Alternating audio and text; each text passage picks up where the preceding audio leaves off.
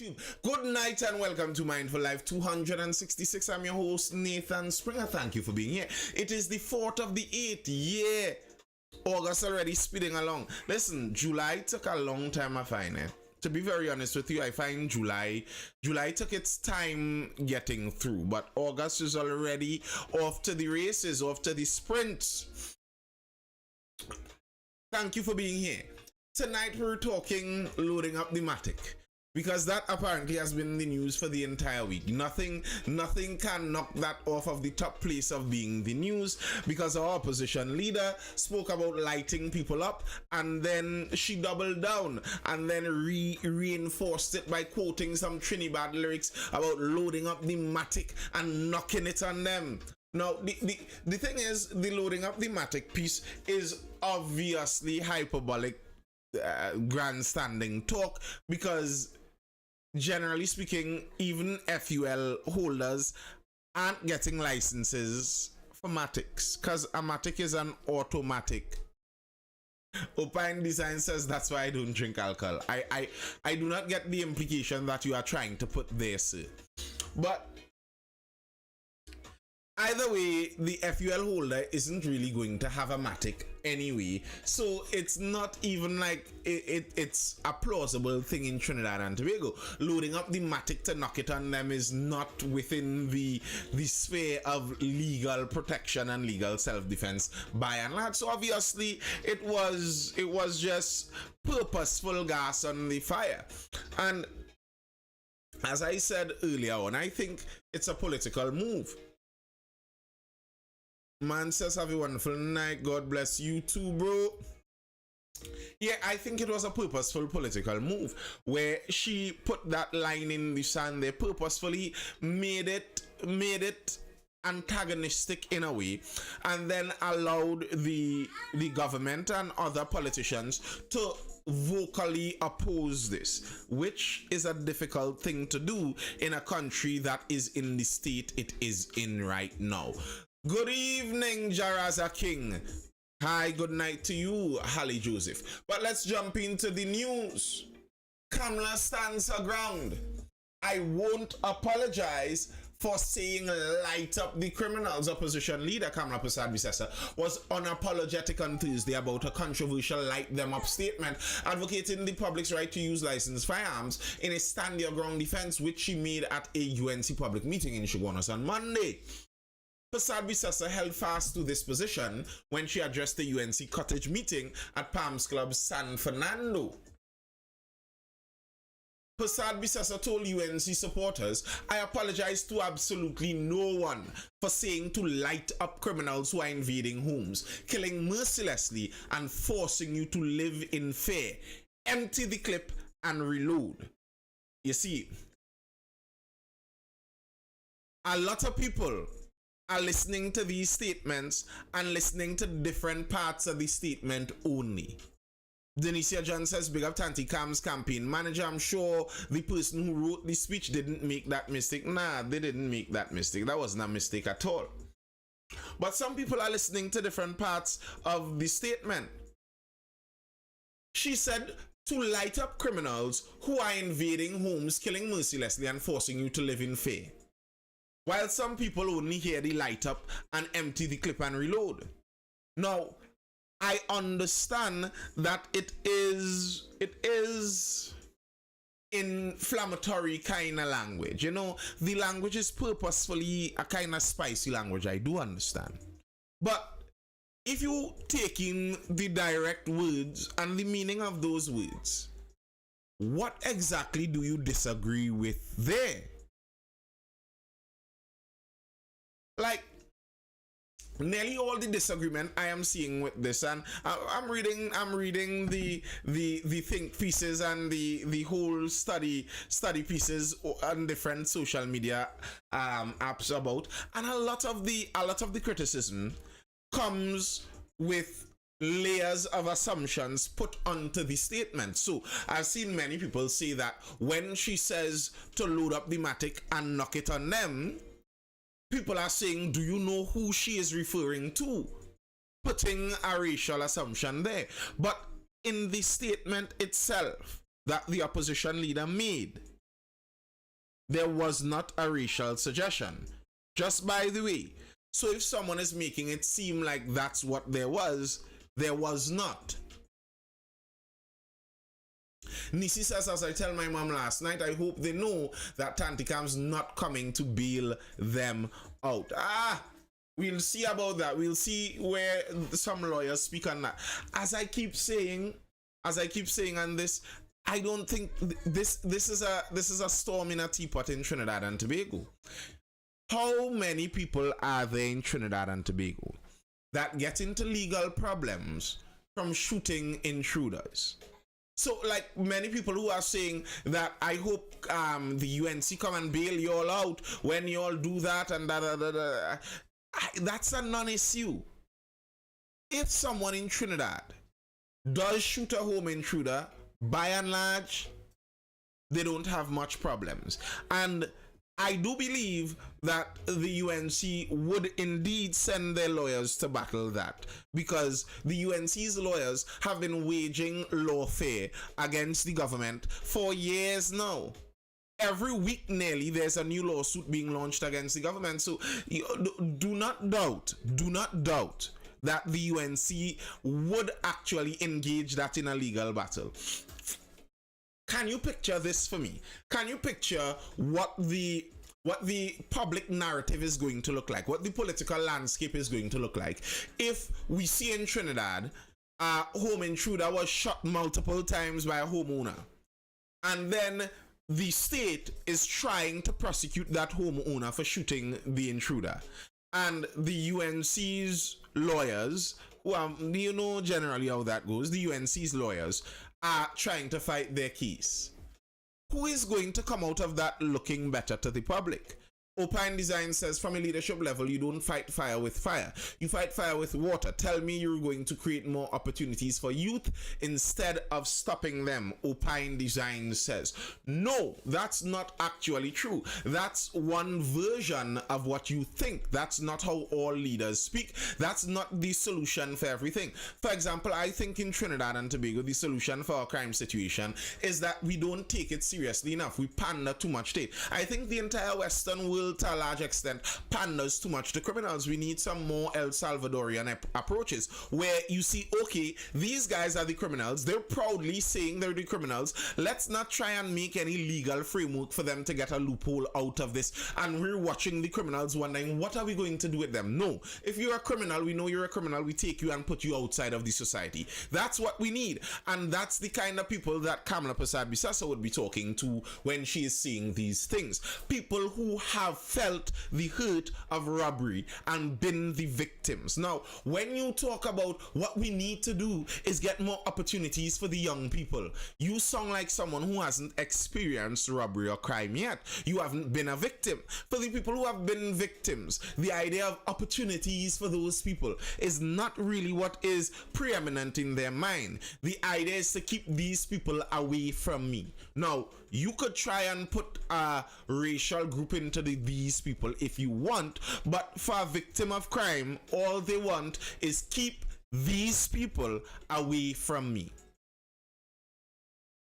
KCR says, suppose it wasn't a home intruder and it was their daughter's boyfriend. Well, then they will deal with the legal ramifications of that.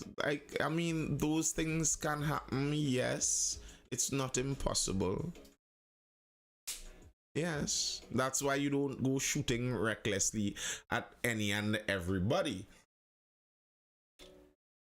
Desperate times need desperate measures. Jack criticizes Prime Minister defends Kamala's call to light up home invaders.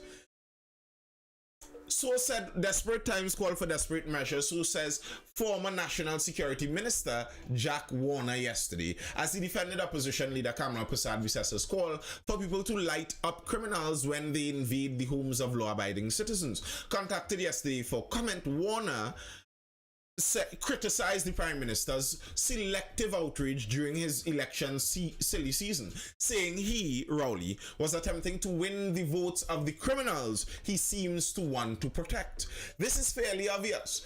If it is the opinion that Kamala's light them up is to win votes, because the only people who would benefit would be the law-abiding citizens under threat, said Warner. mistakes will happen. Cass, we kind of went through a lot of this discussion yesterday. If you ask the country, are you willing to suffer the loss of possibly one mistaken identity boyfriend in 20 years because those things don't happen? What your daughter boyfriend doing sneaking into your house without your knowledge? Your daughter with a criminal. But those things are very unlikely. But in the meantime, how many lives would be saved? So the one risk you watch, that is the possibility of a lightning strike on a mango tree, while the reward from it is safety for thousands of people consistently. And that risk doesn't really outweigh it, does it? Denicia says, I don't think she mean everybody will get their fuel. Of course, everybody will not get their fuel. That goes without saying.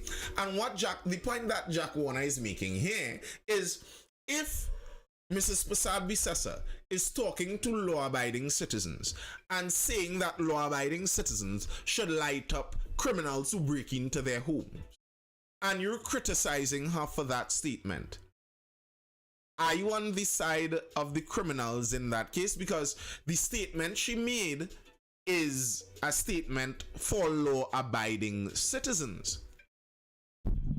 You know, I understand that there are racial undertones in the country. I understand the dynamics of Trinidad and Tobago.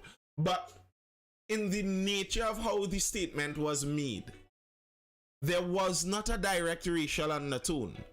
And I find it very interesting the way people could see the dog whistles on one side, but they cannot see that the Prime Minister is purposefully stirring up a racial connotation inside of this.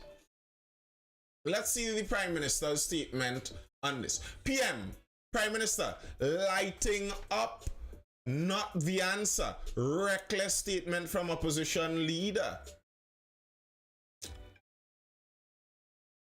The Prime Minister said the statement was reckless and irresponsible and unbecoming of someone whose singular aspiration is to become the head of the government. The UNC, listen to this carefully, the UNC interprets home invasion crimes as happening only to one group. The conversations which appear to be coming from the bowels of the UNC and reflected in the tone on the UNC platform is not that the country is facing an onslaught by a determined criminal element, but that only one demographic is involved in the criminality. In that scenario, the opposition leader sees an opportunity to incite her political base by stoking anger and promising guns for all, and a crime policy that says shoot first, ask questions later.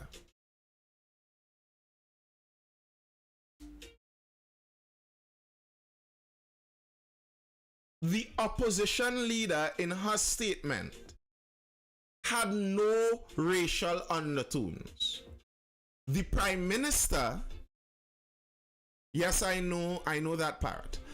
The Prime Minister took the statement, interpreted racial undertones into the statement, and then put those racial undertones back out into the public.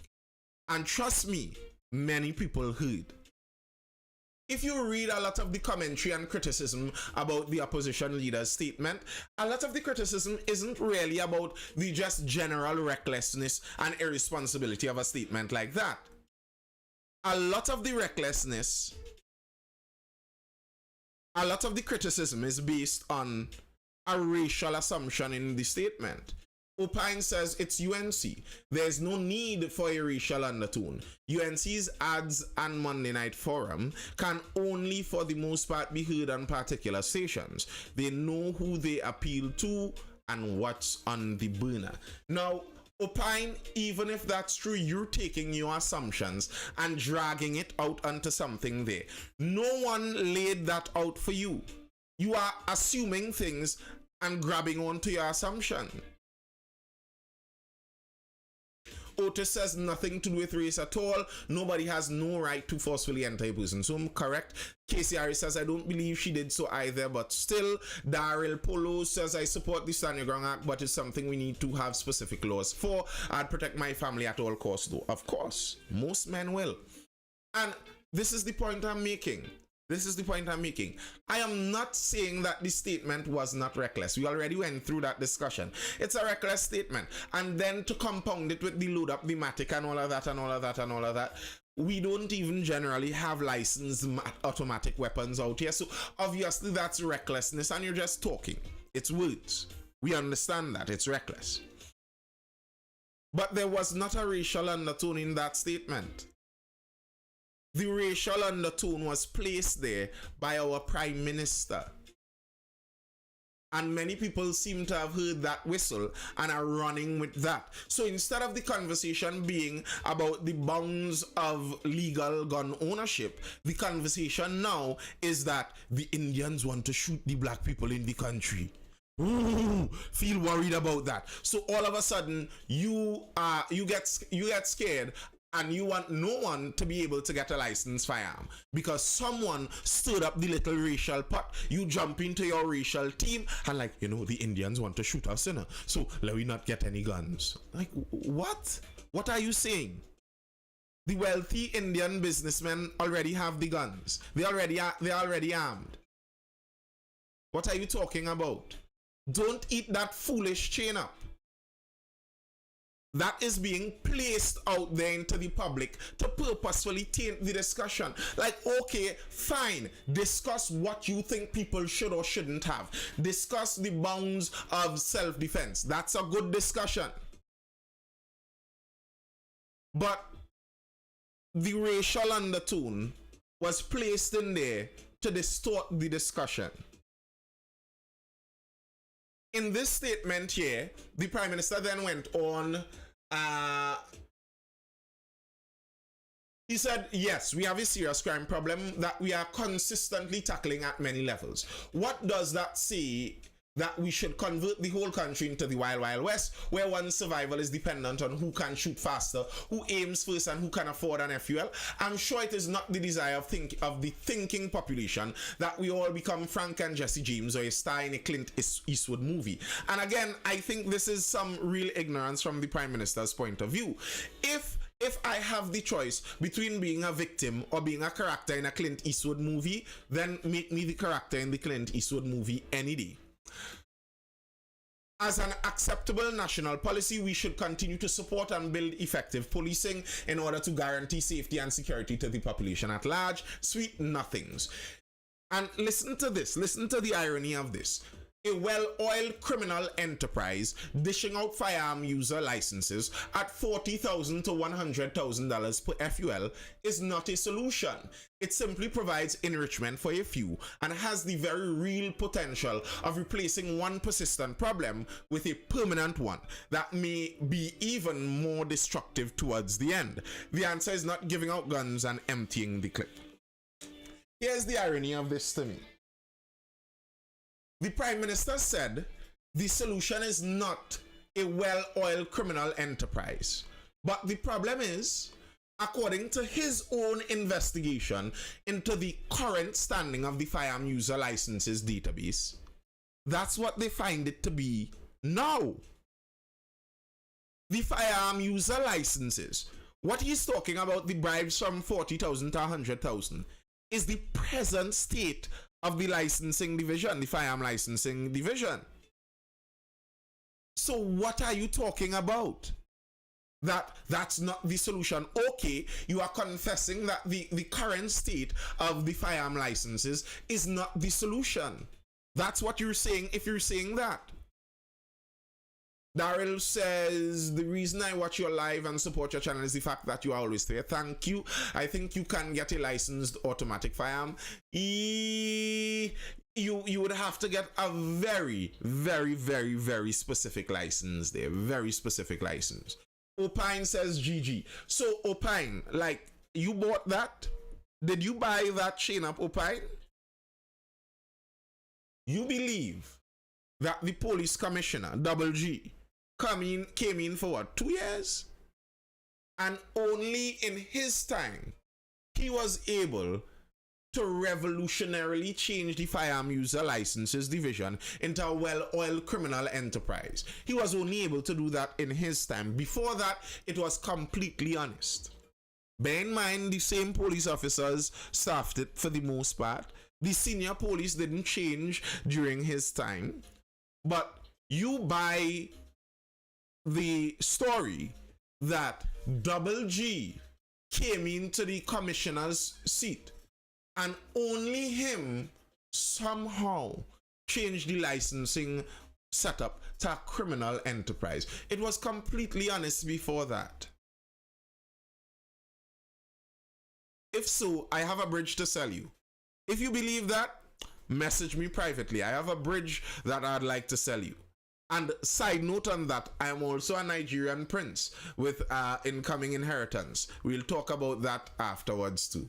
Daryl says if the FUL was more accessible and a smooth process, there would be no need for bribe. Exactly. Boy Scout says no, you cannot get a FUL variation for a fully automatic. I believe I was reading something different from that, but I am not 100% certain, so I won't argue that. Opine says he made a vow to clean it up, then ended up being under investigation for the same thing, and it resulted in an increase in distribution. Now, Opine designs an increase in distribution of firearm licenses is not proof that it is being corrupted. I believe the firearm licensing division is supposed to have an increase in distribution of licenses. The reason it is at the small level is to stifle the supply, increase the demand, and up the cost of the bribe. They're controlling the market. And for me to watch law-abiding citizens, regular citizens, who have no connections to any politician out there, the only thing you do is stand in the crowd and wave your red or yellow flag. To watch you, as a regular citizen, defend that status quo saying, you know what? Because my political leader says so, I think it should remain just like that. It should remain that just the wealthy people could access licensed firearms. So it's nearly just like colonial times, where us normal working people, we all walk the roads unarmed, fighting up at that ground level, and all those upper echelon elites, well, they are armed to the teeth. You gotta be real.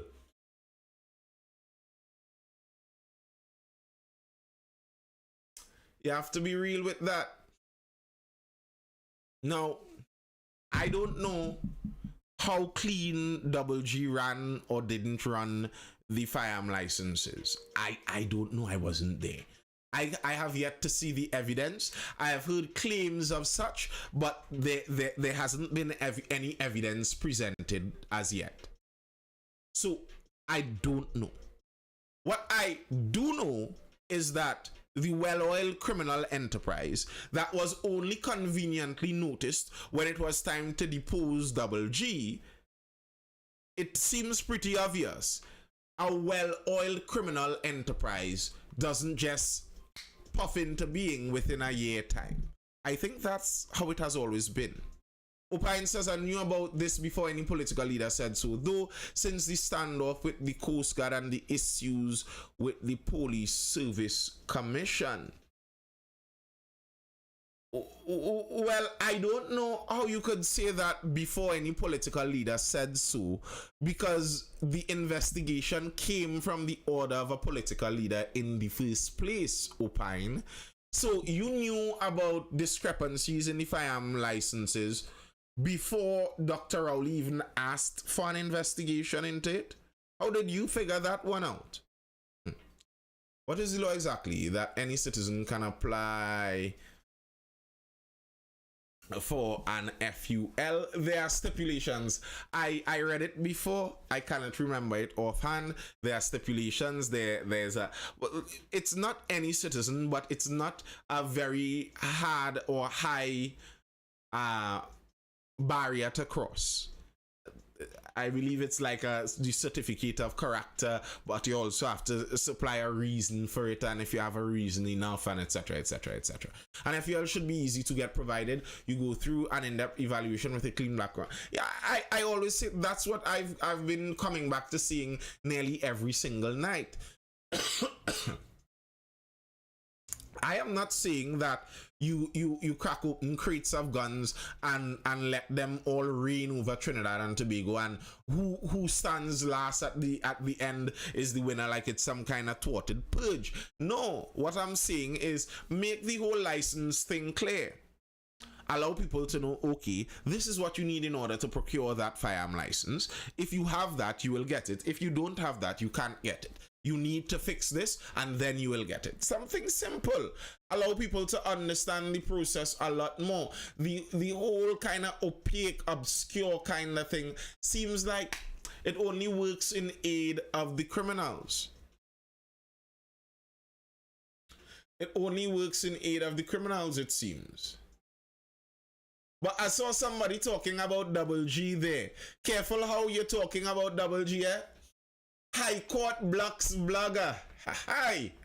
Social media blogger Rhoda Barrett has been blocked by the High Court from making any further defamatory remarks against former Police Commissioner Gary Griffith related to a recent post on her News Source Facebook page. Barrett was restrained from doing so by Justice Betsy Ann Lambert Peterson yesterday after Griffith filed a legal claim against her on Monday. I regularly talk about that. I talk pretty regularly on the internet, but I see. Once you speak within the bounds, you're not going to put yourself in trouble. But many people, they give their mouths a little more liberty. Casey Harris says he real petty. Nah, that's not pettiness. That's not pettiness at all, at all, at all, at all, at all. Listen. If I have the money,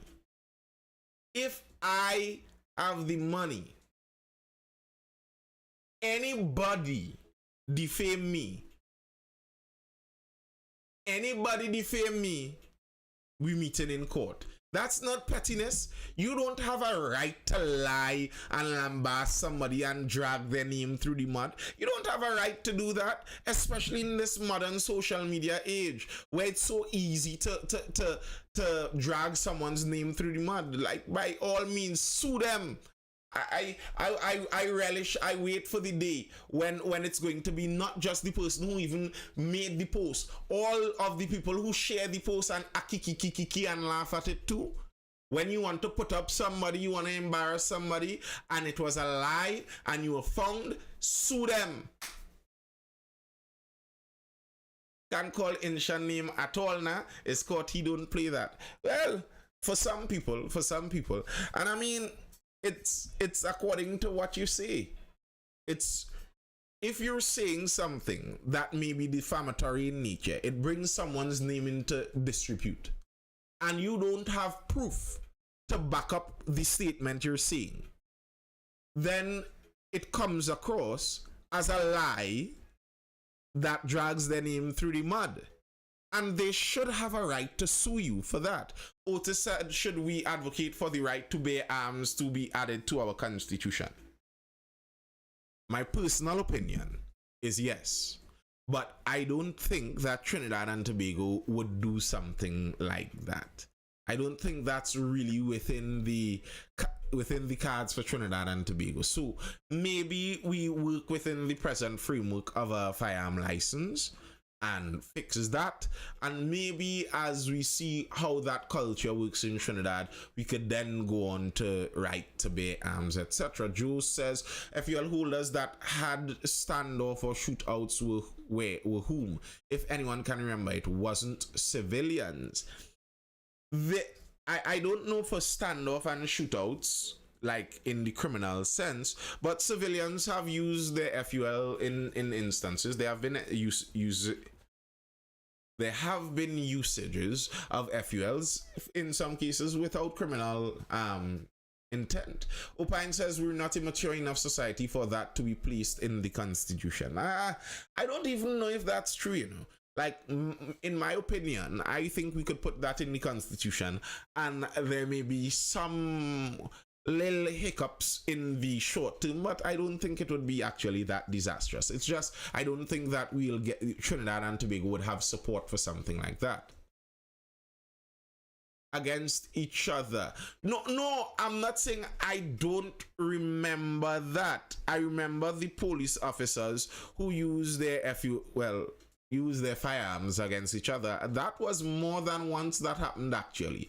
There have been more than one occasions where police officers involved in triangles or squares or whichever kind of shapes they choose have been involved in little standoffs, with little armed standoffs and such. It's not like I don't remember that.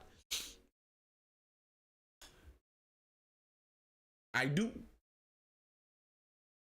And also Double G I saw Double G was shouting at the Prime Minister on the golf course recently too. He drove past the golf course and shouted at Dr. Rowley. Gary shouts at golfing PM. Opine designs, the idea of the right to bear arms was never about increasing crime in the society we are getting that from. I know the right to bear arms was not about crime fighting. It was about the right to bear arms, as in people should have the right to protect themselves and, even if so see fit, pick up arms and depose a tyrannical government. So it had multiple uses, yes, and multiple intents. Yes, I understand that. I can't remember that happening with civilians though. Not generally, Joe. Not generally. I don't know if I could recall a civilian death like that, like a shoot-off like that. I don't think so. I like the worry that some people think about with, like, civilians are just going to randomly pick up themselves and want to become Wild West gunslingers. That I don't see that as being true. People who are law-abiding citizens, they already had the opportunity to break the law. If you are a law-abiding citizen into your 30s and 40s, that's a choice. You could have broken the law if you wanted to. The reason you aren't murdering people on the corner is because you have made the choice not to. I don't think giving someone I don't think allowing some people to have access to guns is going to magically change their nature in that way. That all of a sudden someone who had a nature not criminally intended is going to all of a sudden suddenly switch over to being criminally minded. That's not happening. Ashram says stand your ground makes sense. Psychometric testing is required as well, along with other checks. Check whatever you need to check. Check whatever you need to check.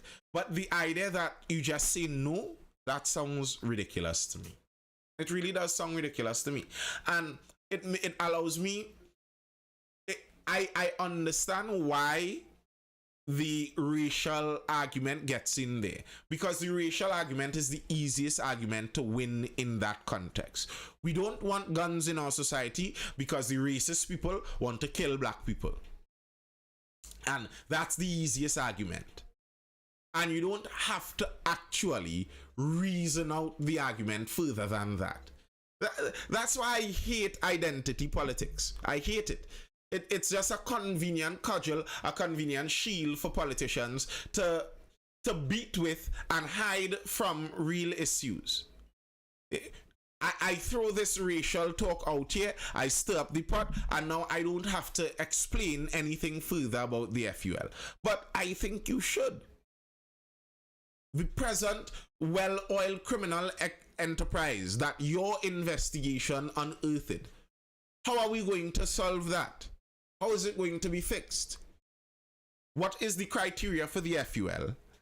And how are the citizens to be assured that it is a fair basis?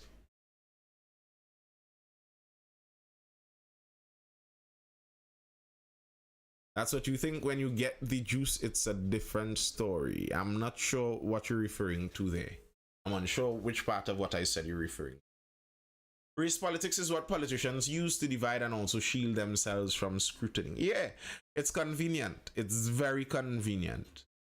You get people to ignore a lot of stuff with race politics. I mention something, and all of a sudden you jump into your corner, and I get you to not question anything anymore.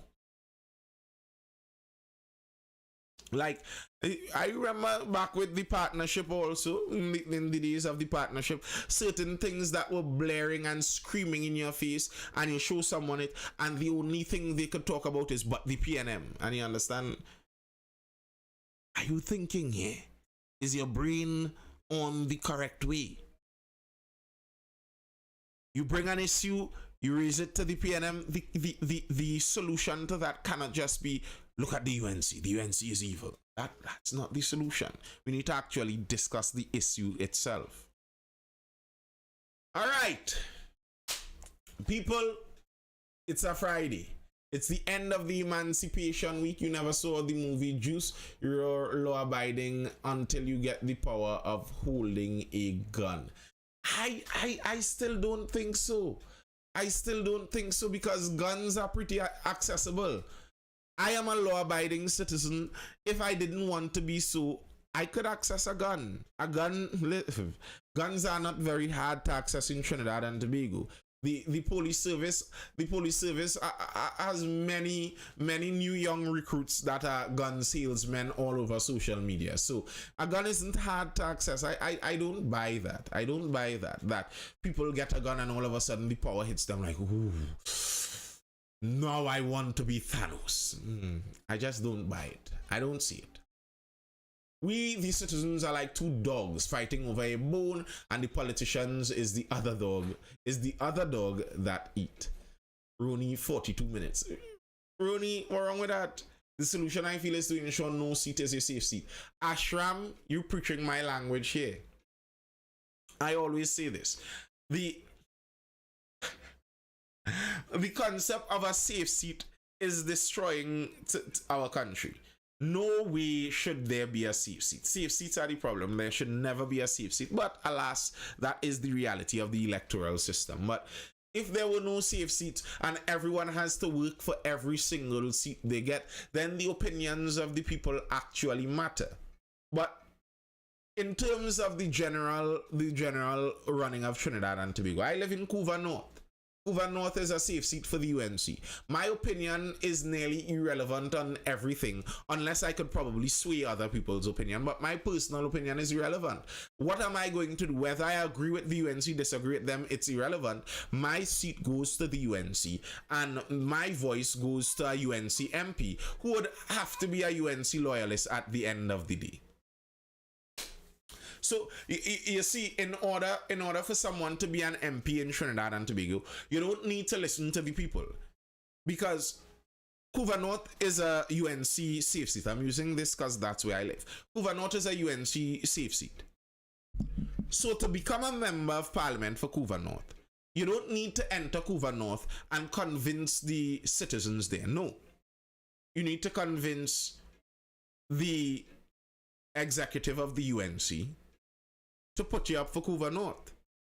Once you convince the executive of the UNC to put you up for Couva North, it's a given, you're an MP. Caro says they don't understand having an FUL. It's easy to lose it, especially unprofessional behavior. Well, so be it. If you lose it, you lose it. I don't actually mind that either. Bring in Mini Mindful before you go, please. Nah, she's in between sleep there. That's why I've never voted. My vote doesn't count.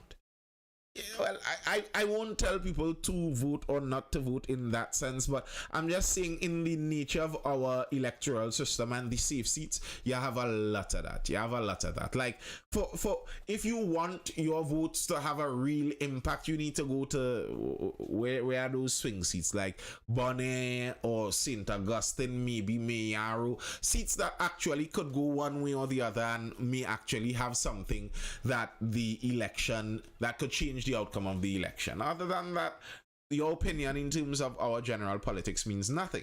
And the problem with that is the parliamentary system as designed. It's a hierarchical system that is supposed to be working its way up. So I, as a citizen, am supposed to be able to communicate with my member of parliament. So my member of parliament gets the most votes in my constituency. That means, it's supposed to mean, this person represents the majority of opinions in this constituency. Now, when this person goes to parliament, they're supposed to represent, they are my representative, they are supposed to represent the majority opinion of my region, Couva North. That's the idea of the parliamentary system. So you have representatives of all of the geographical areas around the country who are supposed to represent the majority view of that geographical area. But that's not what happens, as I outlined. It's not even a popularity contest in the plain form Opine Designs over there on Instagram. It's not even that. The idea is that it's supposed to be that the popular guy in Couva North is supposed to be the MP. The popular guy in each constituency is basically supposed to be the MP. And you remain popular by following what the people want you to do. But the unfortunate thing in our system is that isn't what is needed. You don't win Couva North by getting the majority of the people to like you. You win Couva North because the majority of the people in Couva North auto vote for the UNC. You win Couva North by getting placed in the position to contest Couva North by the UNC party. So, when you go into parliament and you have to speak, you have to represent. Would you be representing the views of me and the other members, even the majority of my constituency? Or would you be representing the view of how much ever few members there are at the executive level in the UNC? That's why in the Couva North constituency, in the last election, was that the last or the one before? Ramona Ramdial was a very popular representative for this region. She was the representative, she was the member of parliament for this region previously. And she was liked, relatively, for a politician. She was liked. The UNC party groups wanted her to contest the seat again. For whatever reason, she fell out of favor with the executive of the UNC. Interestingly enough, she questioned some placements of some brothels and adult entertainment facilities. She questioned some of those, and the UNC got rid of her, replaced her by someone who has alleged links therein. But no kind of say-so had to come from the constituency. The constituency protested and begged, please bring back Ramona. And they said, no. Because that's not how it works anymore, unfortunately. That's why I agree with what the guy was saying previously. The safe seats are a large part of the problem. They are a large part of the problem. And that's why when I talk about the problems in Trinidad and Tobago voting, as much as I was criticizing the ruling government for much of the night, I think a lot of the problem why we are gridlocked is because of the UNC. Because as I regularly say, the UNC has safer seats and more safe seats than the PNM. There has to be a way to split up the idea that this group of people could only vote for UNC.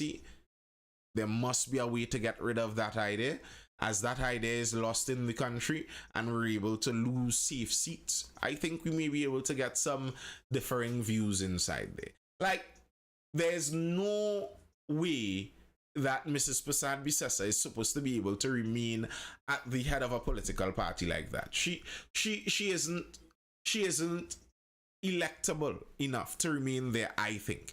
If the UNC was running as a proper democracy I think she would have been gone a long time. But we're seeing that all over the West. Many of these political parties have consolidated power in such a way that the people who are at the top, they have to choose when they leave. You look in the US and they have 90-year-olds, 80-year-olds, people who failing and they brain farting on international TV and stuff, and they're just there and staring at the screen and like, oh gosh. Not to be ageist, but after a certain while, Uncle Gramps, go sit down and sap your knee.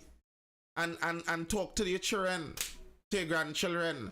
Tell them about your stories. You're not supposed to still be there in the front line, only tripping over yourself and you're looking splotchy.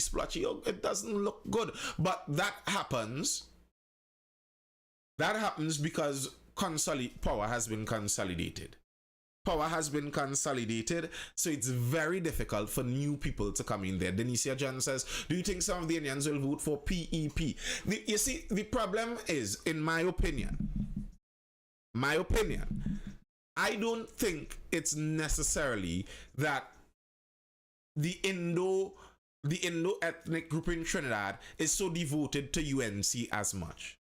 I think that the technique employed by nearly all the opposition parties in Trinidad and Tobago of demonizing the PNM to the maximal levels, I think it has worked.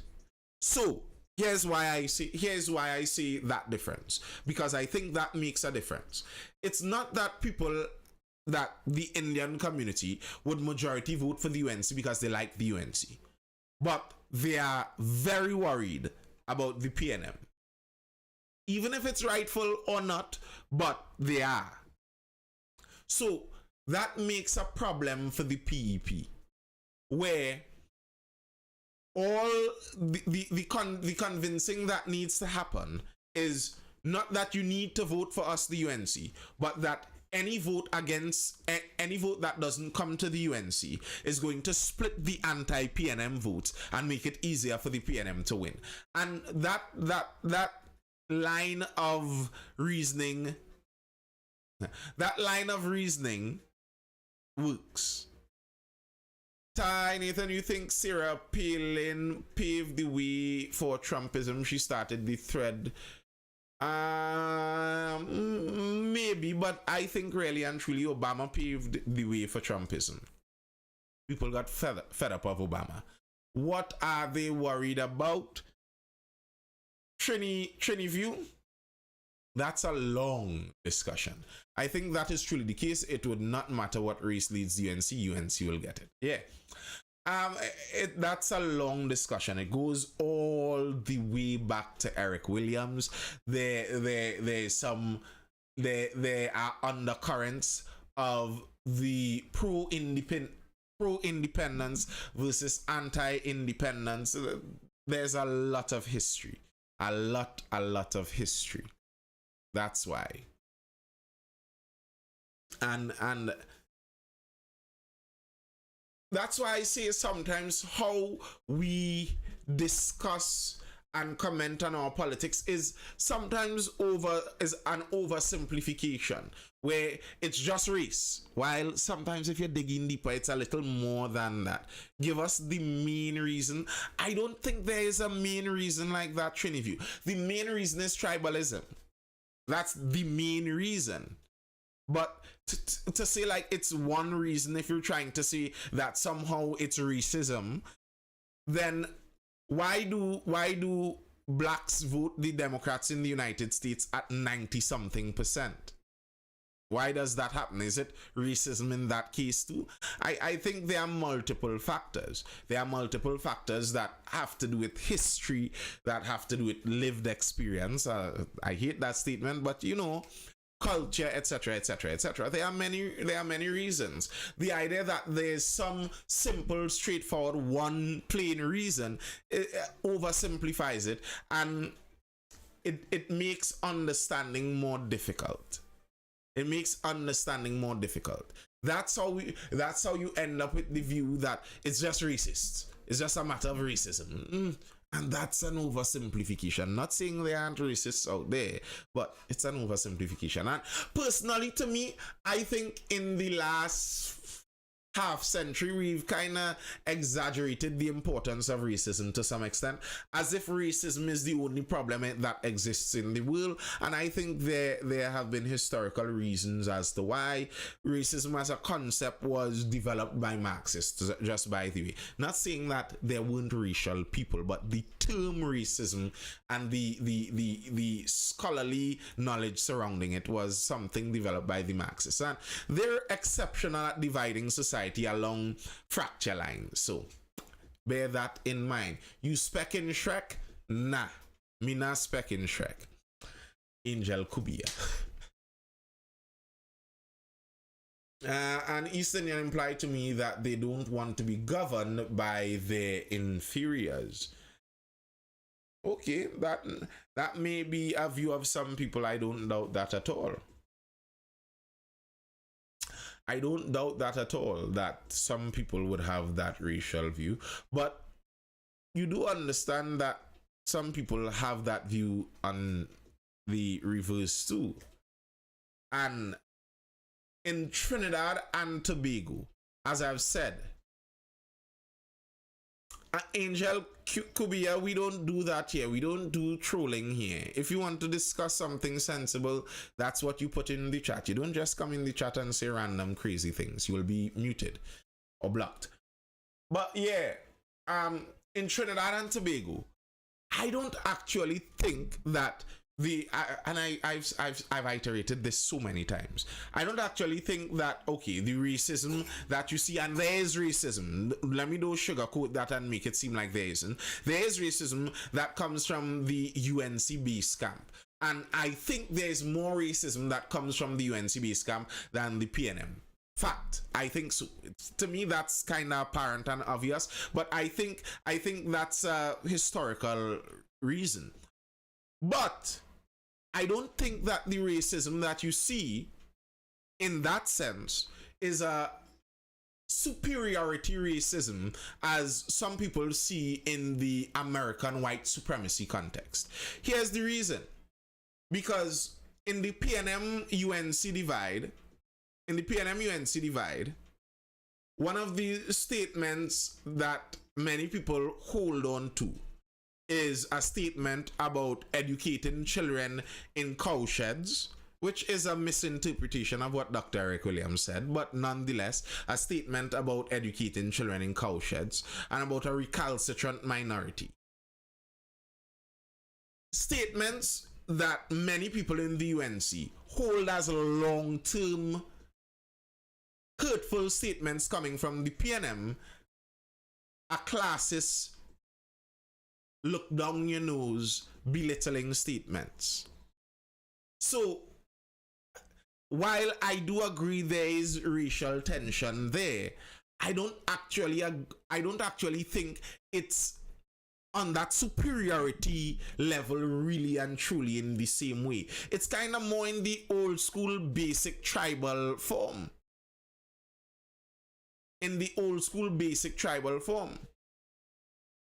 Speak the correct thing and in context and let the people know. Are you talking about the Dr. Eric Williams statements? I had done something on that way back when, you know. So there's a lot of content out there. If you go back in, you might find some of that. So I did go through some of those statements and showed that what many people use these statements for currently is not what they were intended for. Yes. But yeah.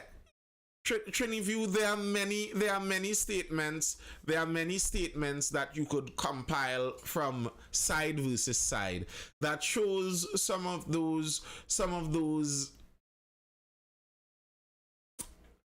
divisions where you see a racial divide here and you see a class divide here. You do. The caste system informs I don't actually think so, you know, Andrew Williams, because bear in mind, nearly no Trinidadian person from East Indian origin lives according to the caste view, because it's not to their benefit. So I think that also is an assumption made. You don't need a special ideology You don't need a special ideology to be tribalist. Tribalism is normal.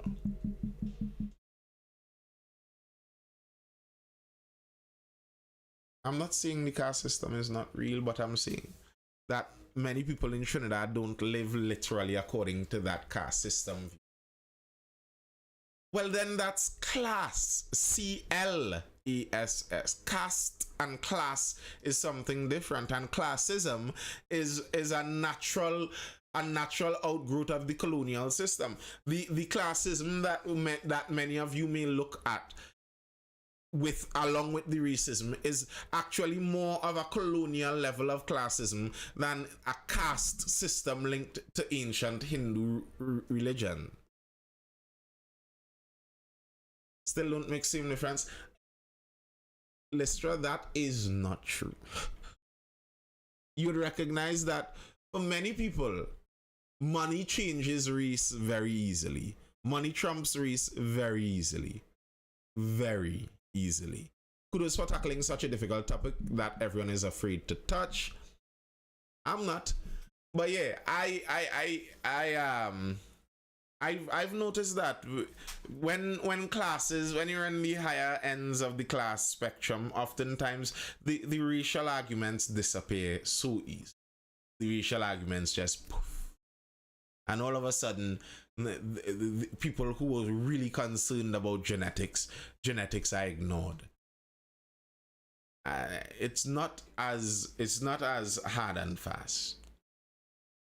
Yes, they do. I'm not saying that they don't exist at all, but what I am saying is that's not the basis behind what's going on in Trinidad and Tobago. Like, what I'm saying is you won't go into some Indian families discussion and the reasoning behind their racism has to do with their solemn belief in the caste system and a certain person's position and the Brahmas, and no, that's not it. That's not it in that sense.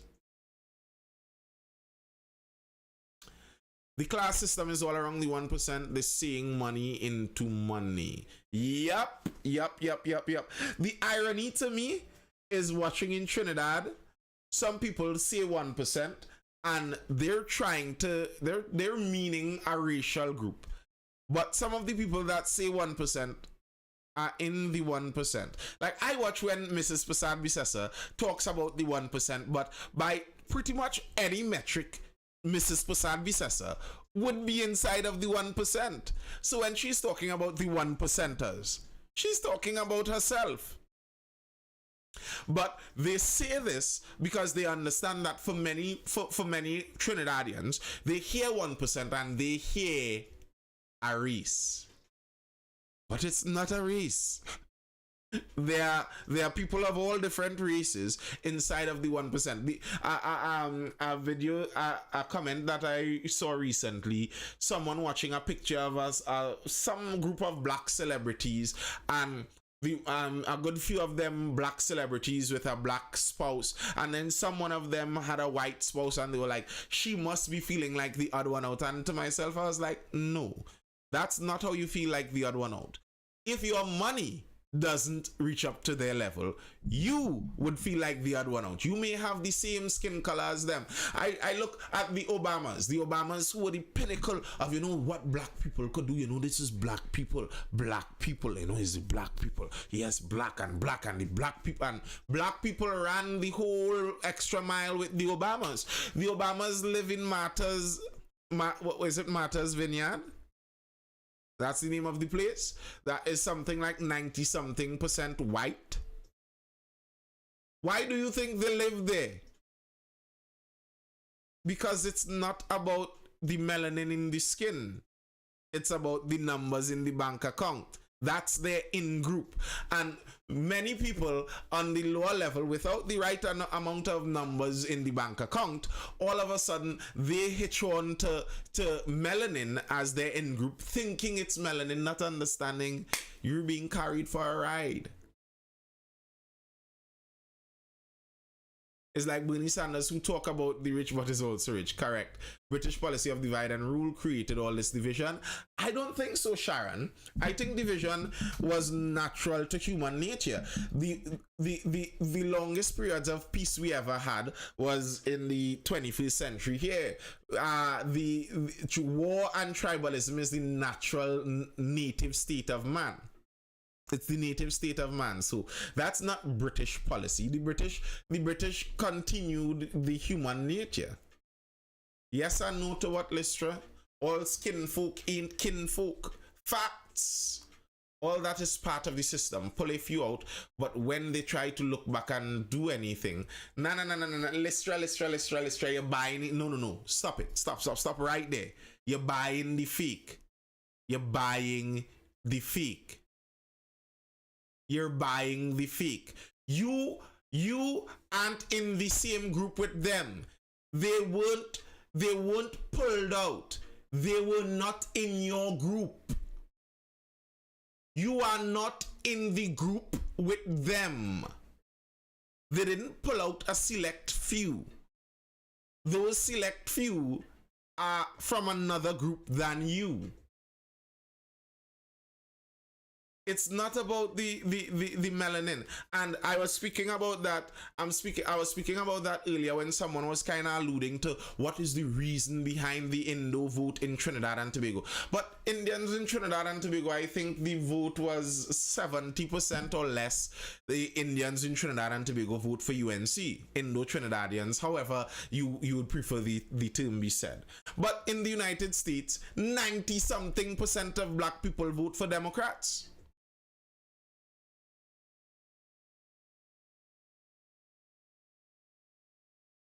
I think they bought the fake. They bought the fake.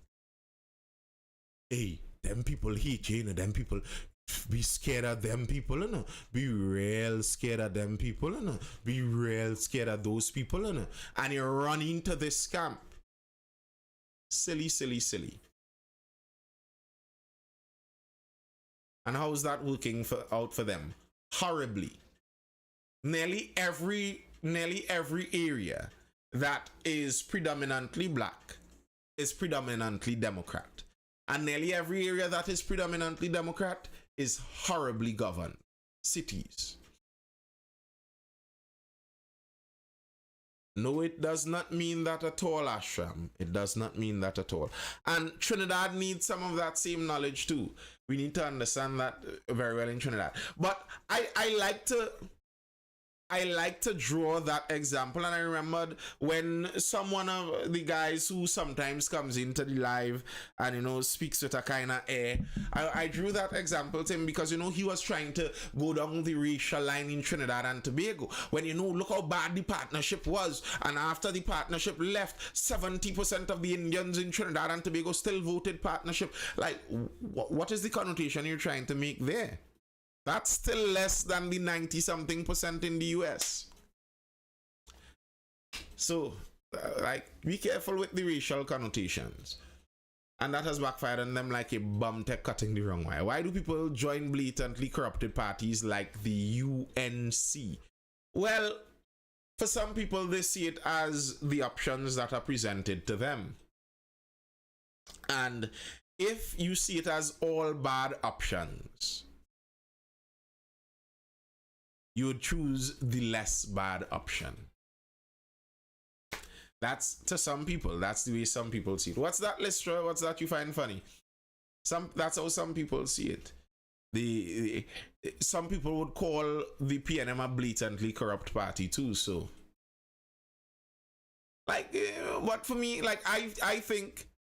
I think there are ways you could try to evaluate that, but I can understand how people do it. I understand people see things in a different way. It's like asking how people, you know what, that's similar to asking Triniview. That's like asking how people could believe a ridiculous religion, like, and name any religion. You might, from an outside view, you might find certain religions are quite ridiculous, but there are many people who believe it, and saying it's ridiculous doesn't change the fact that they do. This country more or less has been under the same PNM 30 plus years, and somehow the opposition responsible for our state. Yeah, I've heard that argument, and that's not what I would say. I wouldn't say that. I wouldn't say that the opposition is responsible for our state. I wouldn't say that at all. I would say that the UNC party scares me with their level of corruption.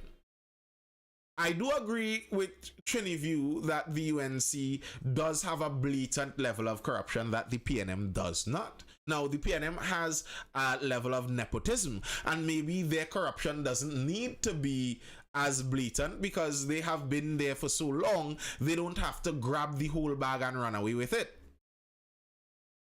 Maybe that might be the case. But to try to make it seem like the UNC hasn't been guilty of some of the most blatant corruption in Trinidad and Tobago, that makes me think that you're not honestly viewing things here.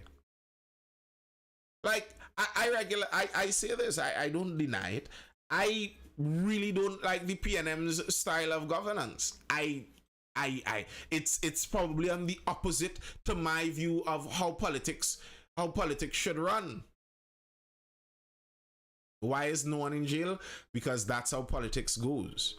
I would say both opposition and sitting government at the government both sit on those GSCs. True.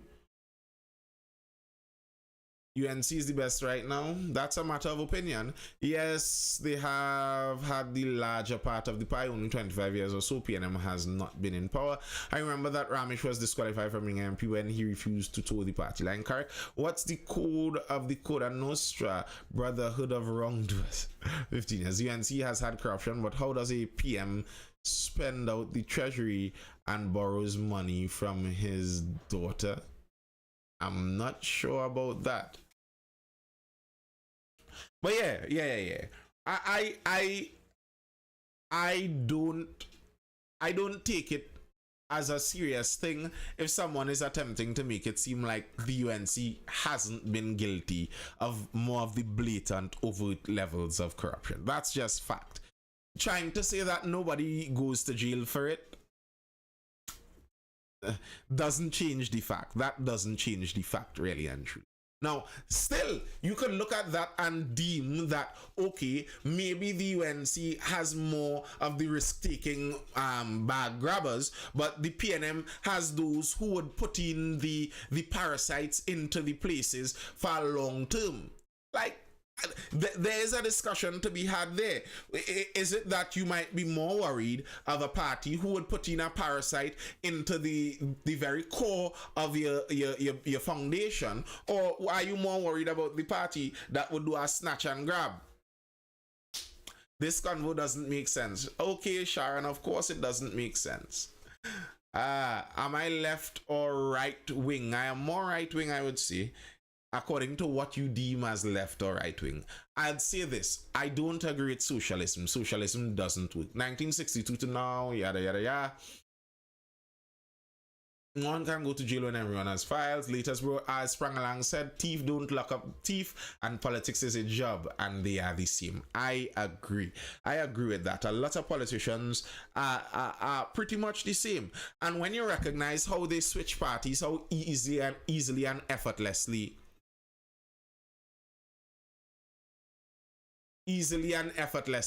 they switch parties between one and the other, you recognize it is a job for them. It's like footballers. You're watching them play for Manchester United and they kissing the monogram. Yes. And by next week, they'll be kissing another monogram just as easily. It's a job for them. So I see some politicians as pretty similar to that. Sharon, who's saying this convo doesn't make sense. I chuckle at some of those kind of commenters because I regularly see it. Someone enters the live at one point in time. They see me lambasting one political party or seemingly speaking critical about one, and they say, hey, this is a good smart live boy. They stay long enough for it and they recognize, oh no, he's criticizing my party too, and all of a sudden this convo doesn't make any sense. It's kind of funny. I'm trying not to respond to Shana Duma. Yeah, it's kind of funny. It's kind of funny. Like someone who would listen to you. Whoa, you are very intelligent. But the moment you turn your intelligence to critique something that they hold dear, all of a sudden you're a fool. This is a two-party state. Triniview, I was talking about that earlier. UPNM and UNC is no different to Republican, Democrat, Conservative, or Labour. I don't agree with that, Brandon. I wish it was more of that case. Like, the United States has a serious divide, and the divide seems to be getting bigger, but at least a lot of the divide is aimed on political ideology. One person, one group, UNC is Democrat or left wing. I don't see that. I don't see that. Our Prime Minister is a boomer Democrat. Dr. Rowley listens to MSNBC and CNN. When you hear him speak, no, that's not true, Zigos. That's not true. I feel with a relatively high degree of certainty, if Dr. Rowley was in the United States, he would have been a loyal Democrat voter. That's who he would have been.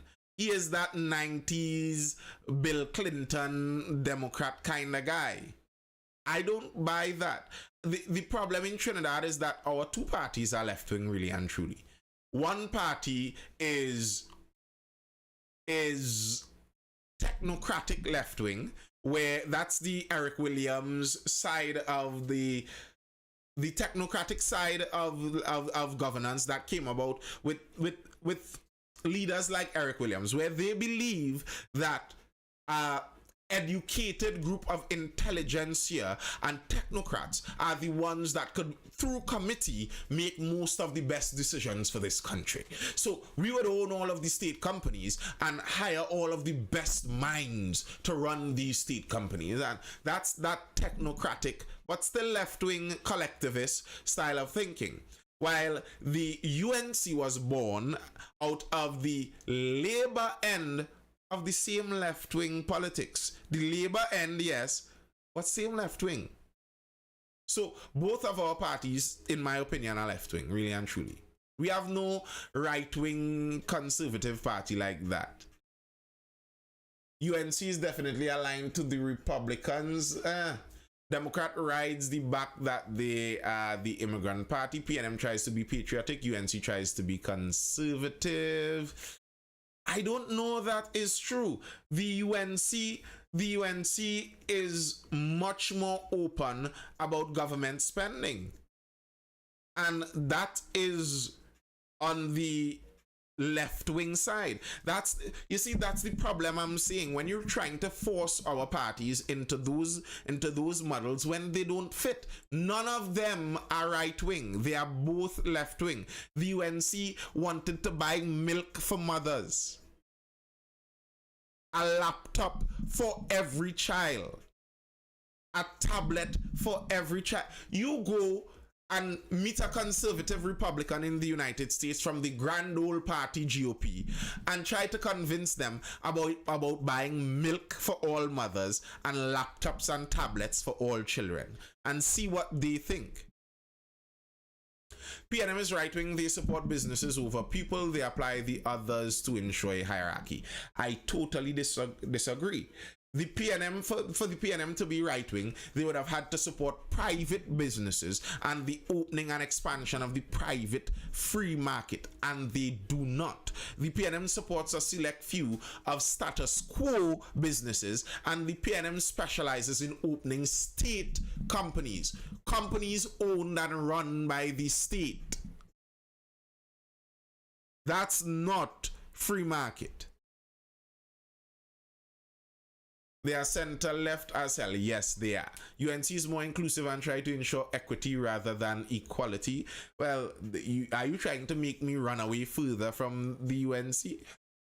But I don't know that is necessarily true either. I don't know that is supporting a few businesses is the definition of left wing. I don't know that you know what left wing is. Now, the thing is, these definitions they get a little mixed up oftentimes. Left wing, generally speaking, you're talking about more government spending, a higher level of collectivism, where we all pay in and we all benefit out. Right wing, as you go further right wing, it gets more individualist, where no one pays in and we all see about ourselves. That's on a simple side, that's it. Now, you could go authoritarian or libertarian also on that field, because you could be left wing, where you believe in collectivism, you believe all of us must help each other. But you could be more libertarian, where you believe no one must be forced to do it. Or you could be more authoritarian, where you believe people should be forced to do it. So authoritarian left wing will be like communism, where we own everything and everything is redistributed through the country like that. But libertarianism left wing, I think that doesn't actually exist except for hippies on a farm. Libertarian left wing is we are all free to do whatever we want, but we should all help each other. So I plant as many crops as I want, and my neighbor could come over by me and eat whenever he wants, and I could go over by my neighbor and eat whenever I want. That doesn't work on a large scale, but that's what left wing libertarianism is. Now, you could go right wing and go authoritarian, or libertarian in right wing. Right wing in authoritarianism is you're trying to enforce individualism to some extent. But what generally happens, what that eventually looks like, is what they call fascism, where the government and the businesses merge into one. The government and the businesses merge into one. The government runs the business. Now, the truth and fact to me is authoritarian right wing and authoritarian left wing is kind of the same thing. It's kind of the same thing to me. Trinidad is left-wing libertarian. No, we're not. No, we're not. We're left-wing authoritarian. We're center-left authoritarian. All right. Teacher Rowley is a way different leader than Patrick Manning. Correct. I remember Margaret Thatcher emphasized the need for people not to depend on the government. The Iron Lady. Correct. That's right-wing for you. Then what is the need for government? You see, Mr. You see, that's where you need to get into the theory of the state. What is the purpose of government? What do you see as being necessary for government? What is the government there for? That's the question you have to ask yourself. UNC policies only benefit the low class, hard luck for the middle and upper. Here again is my problem, Zigos. I don't even know what the UNC policy is in terms of left versus right. The UNC actually opens up free market more than the PNM, because the PNM closes down markets much more. I could say that. So as a business owner, life is a bit easier under the UNC by and large. But I don't even know if that is per se a policy view of the UNC or just an artifact of their governance style.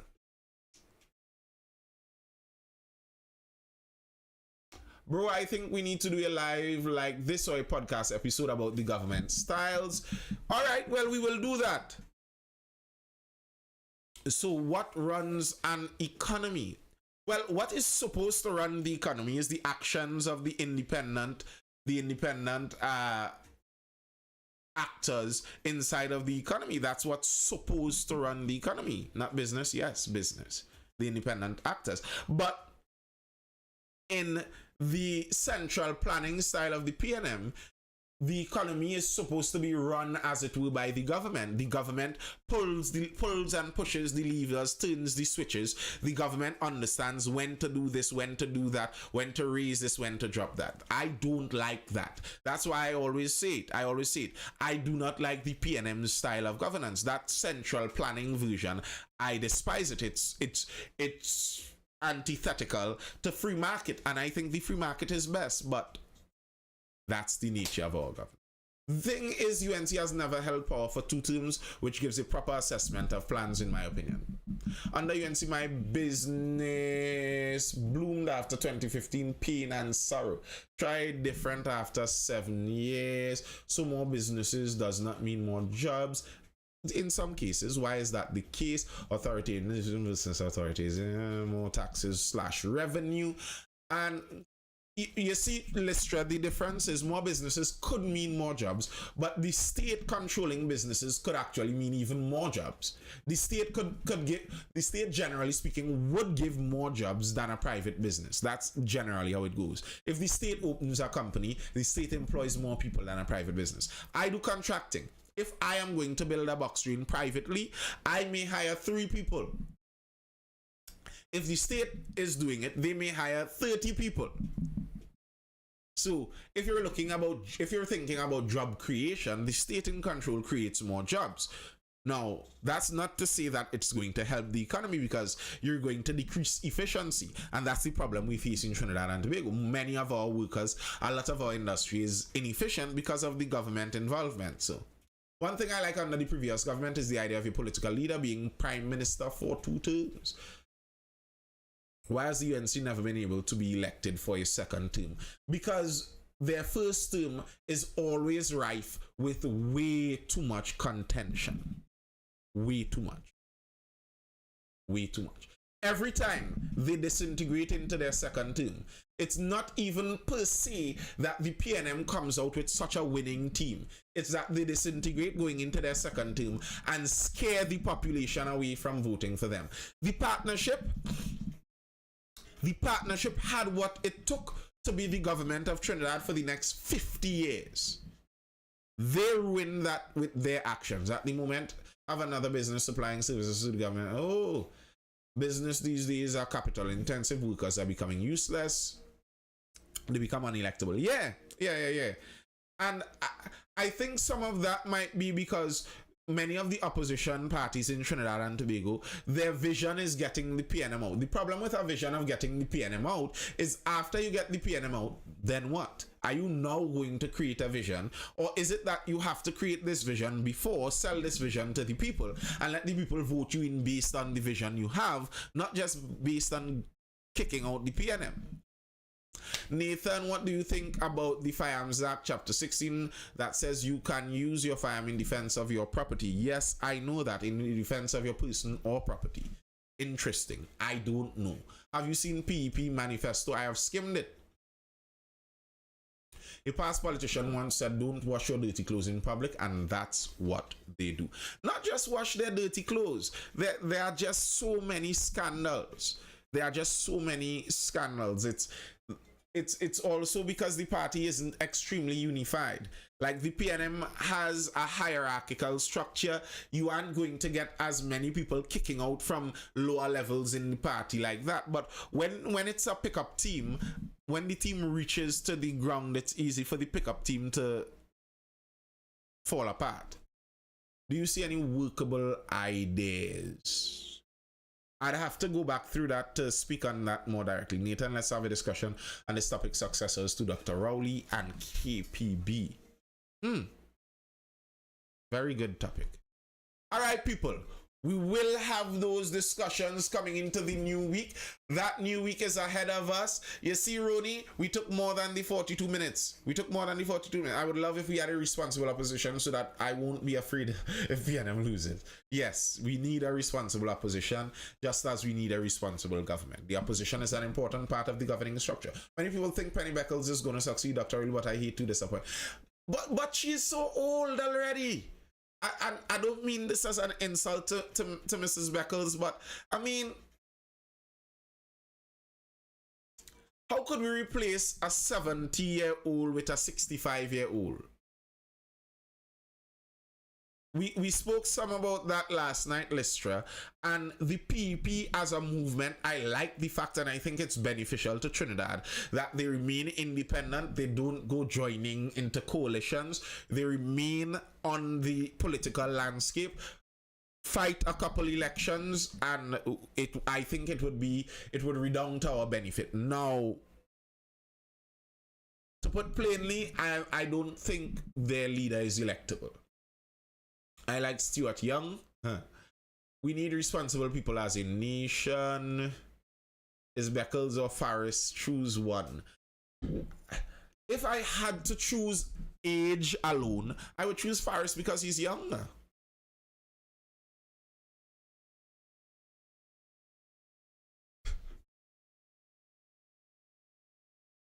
Yeah.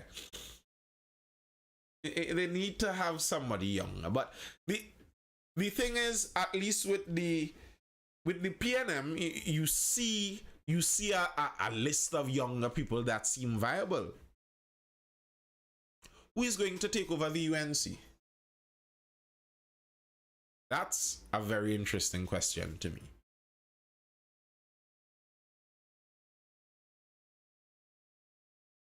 Zigos, that's what I was saying. I don't think many people understand the PNM. I don't think many people understand the PNM, if that's your opinion on that. Munilal, in terms of the inner UNC party, Munilal would make sense.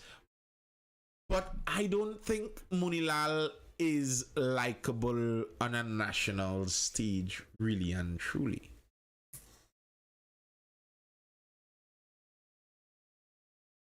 I don't know how electable he is on the national stage. Yeah, I don't know. I don't know if he's that kind of like. So, anyway, people, this has been the Mindful Live. Rowley there. Well, I think Rowley was more likable than Munilal, I'd say. And that's one. And two, the stance he took against Mr. Manning made him kind of a de facto leader into that.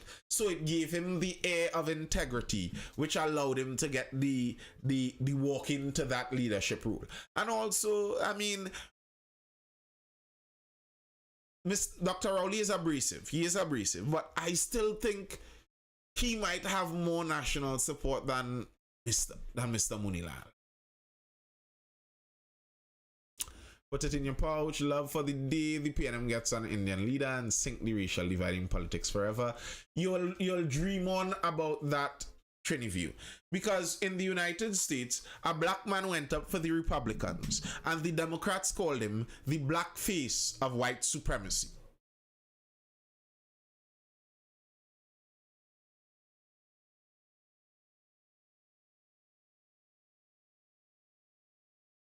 Saddam / Amin.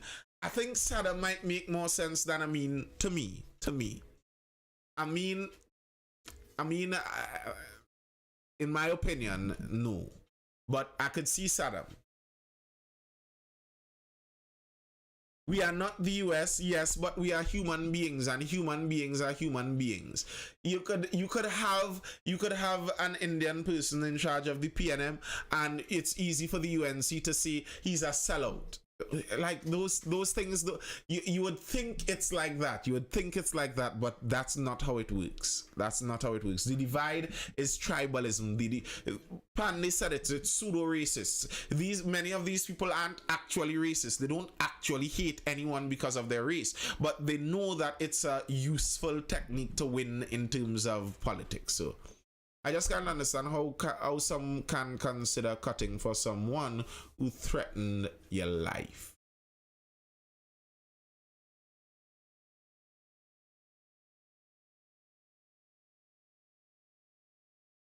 He lies and lies. Correct, correct, Mr. The PNM isn't strange to having East Indians. isn't strange to having East Indians at a high level. To be fair, the Democrats who is run by white racists point the Republicans who are equally racist. Funny, yeah. Our bodies are not around. You going back to vaccine days, Lester. You're going back. All right. That's about all I have for now, people. I hope you guys were educated, informed, or entertained. And I will see you guys again for the next Mindful live session, which is going to be Monday. People, Monday night, Monday evening around 9:30 p.m. So until then, I will see you guys then. Laters. Peace. Study the accord they want to sign. Blessed night, people. Blessed night. I'm out. Peace.